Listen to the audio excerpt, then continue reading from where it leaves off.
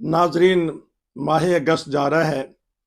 हमने देखा कि पिछले हफ्ते या 2-3 दिन पहले निगरान हुकूमत भी चलती हुई। इससे पहले इमरान खान की हुकूमत तहरीक अदम एतमाद के ज़रिए ख़त्म की गई। तो शहबाज शरीफ साहब अभी तक चिमटे हुए हैं। कुर्सी एक ऐसी चीज़ है, वो छोड़ने का दिल ही नहीं उनको कर रहा है।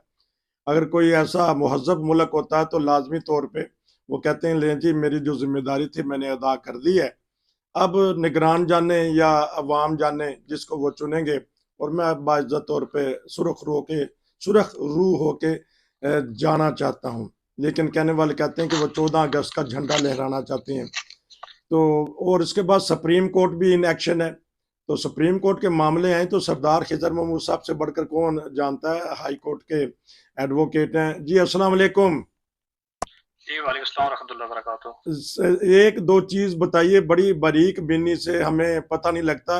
ये फैसला महफूज कर लिया जाता है, इसका मतलब है कि फैसला लिख लिया जाता है, या फैसला महफूज सिर्फ एक लफ्ज होता है तो फैसला बाद में चेंज कर लिया जाता है, ये बताइएगा।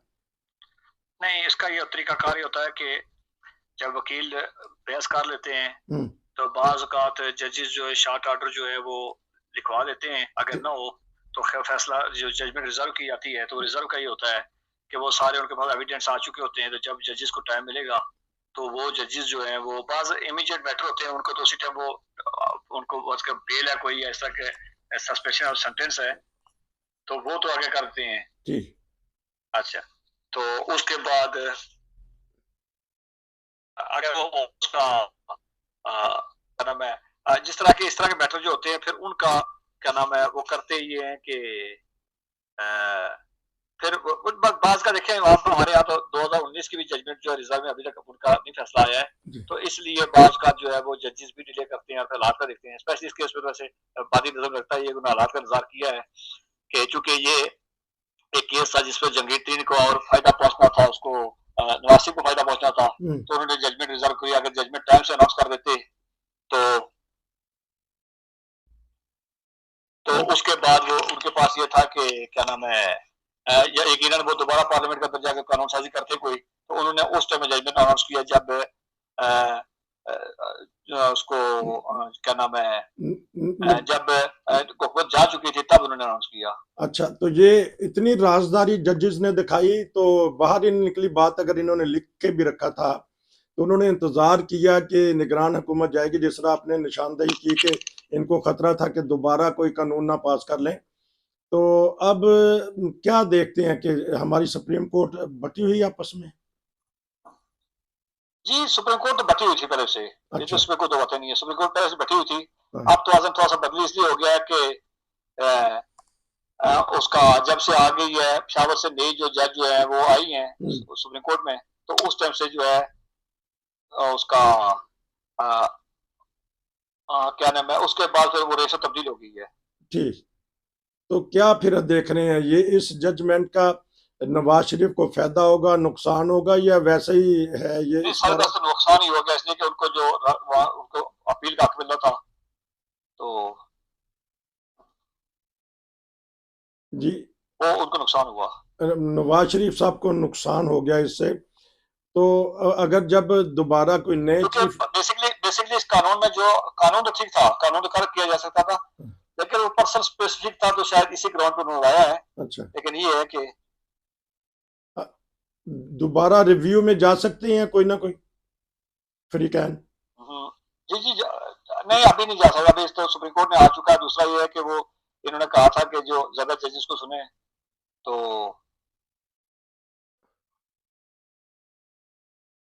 आवाज में लगता अच्छा, आवाज में कमी हो रही।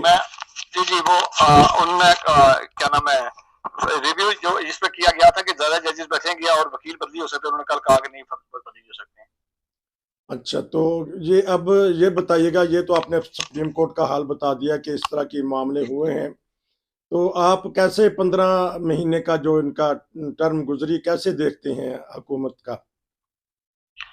देखिए, पहली बात है कि पाकिस्तान के अंदर मैं एक बदकिस्मती से, मैं आपको मालूम है कि मैं इमरान खान साहब की तरफ पे मैं जाता हूँ और बहुत से दोस्त नाराज भी होते हैं। जाने के मेरा जाती कंसर्न नहीं होता। मैं बोलता हूँ ये 2006-7 से या इस सदी जब शुरू हुई, एक थोड़ी सी बेहतरी आ गई। अच्छा, तो उसका क्या नाम है, बेहतरी आई थी उस दौर में कि जो हुक्मरान थे वो डिलीवर करते थे। अच्छा। और कुछ ना कुछ सिंध के अंदर, उसके बाद पंजाब के अंदर मुकाबला शुरू हो गया था। तो उसके बाद क्या नाम है, ये जब इमरान खान साहब आए तो फिर उन्होंने सारा वो खोता खूब इसलिए डाल दिया इन्होंने कि इन्होंने कोई काम करने के बजाय इन्होंने उस मीडिया पे रखा और प्रेस कॉन्फ्रेंस किया और इस तरह से और शाम को वो जो चोटे लेके बैठ जाते थे। और फिर वो ऐसा दोबारा माहौल बना कि अब ये 16 महीने जिन्होंने वो चोटे पे किया जो उन्होंने किया था, फिर ये आए। फिर दूसरी बात ये कि ये आए थे, इनको चूंकि शुरू में आए तो इनका ख्याल ये था कि हमें ओपन नहीं कर सकेंगे। तो आपको मालूम है कि जा भी छोड़ के जा रहे थे। फिर वो 25 मई को इमरान खान ने ऐसा दौड़ डाला इन पे, ये खड़े हो गए। तो उसके बाद फिर महंगाई रही है, उसके बाद अपना ये अपने अपने मामला में आए हुए थे और वही मामला इनके चलते रहे। तो इन्होंने तो अपने मामला दुरुस्त करा लिए। बाज मीडिया ग्रुप कह रहे हैं कि इन्होंने तो अपने जो केसेस थे वो खत्म करवा लिए और जिस दिन इनको फर्दर जुर्म केसेस खत्म किए, उन्होंने अपने मामला किए, उन्होंने अपने खर्चे पूरे किए हैं, अपने केसेस खत्म किए हैं, उसके बाद अपनी फील्डिंग लगाई है। तो अब तक निगरान वजीर आजम बन क्यों नहीं सका? आज भी वो जो अपोजिशन लीडर है राजा रियाज वो बात करना चाहते हैं। तो इनको पता है कि जिन्होंने लगाना है उन्होंने लगाना है, आपस में क्यों अभी तक ये गुफ्तगू कर रहे हैं?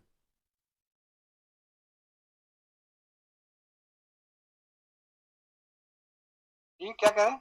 मैंने कहा कि जिन्होंने वजीर आजम निगरान लगाना है उन्होंने लगाना है, तो ये आपस में अपोजिशन लीडर और काकड़ साहब लग गए हैं, कौन लग गए?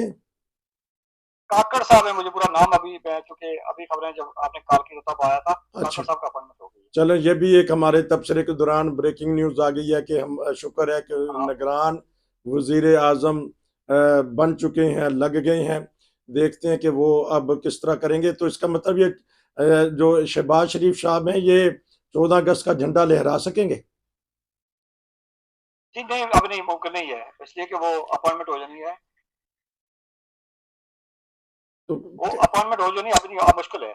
अच्छा, तो अब जो आप पहले शुरू में आप तय में कह रहे थे ना, वो असल में कानूनी मजबूरी थी कि जब आपको चूंकि आपके पास 3 दिन है, 3 दिन इन्होंने कायम करना। आपको याद होगा इमरान खान जो है वो उसके बाद अदम इत्तेफाक के बावजूद भी 3-4 दिन जब तक नया वज़ीर आज़म अपॉइंट होता तब तक रहे थे। तो वो तो उन्होंने वो कायम ही थे। लेकिन ये है कि वो कायम होकर भी अपनी वो पार्टी का काम करते रहे। वो थोड़ा सा मामला ठीक नहीं था अपनी जगह पे।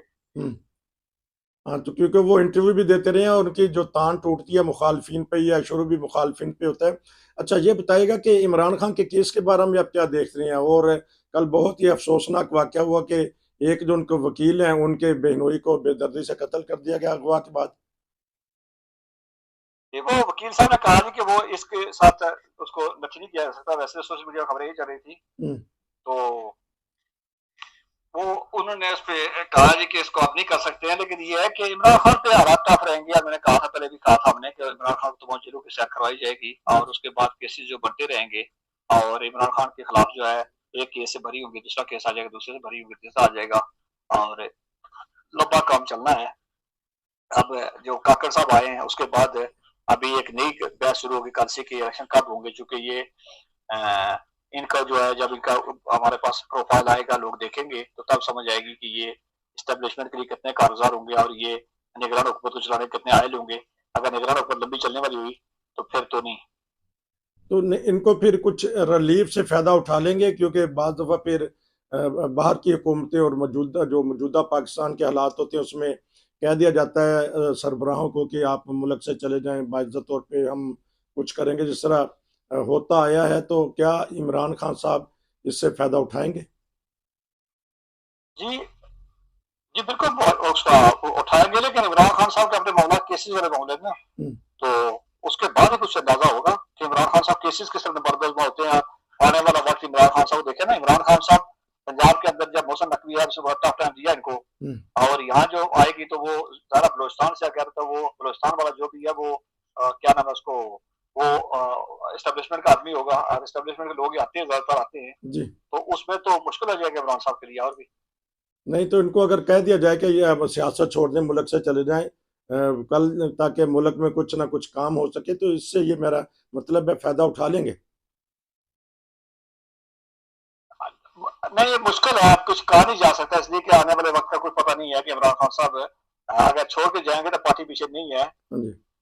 कि उसको संभालने वाला कौन है। और इमरान खान साहब मुश्किल है, और मेरा ख्याल लगता ही है कि पार्टी के अंदर भी एक कशमकश शुरू हो जाएगी।